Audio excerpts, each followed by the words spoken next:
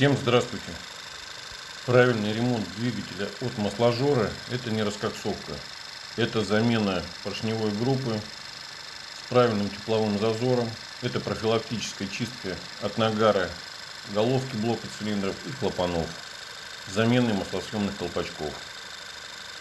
Только такой подход обеспечит надежную работу вашего двигателя долгие сотни тысяч километров после ремонта.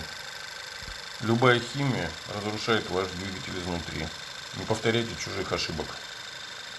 Этот двигатель отремонтирован правильно.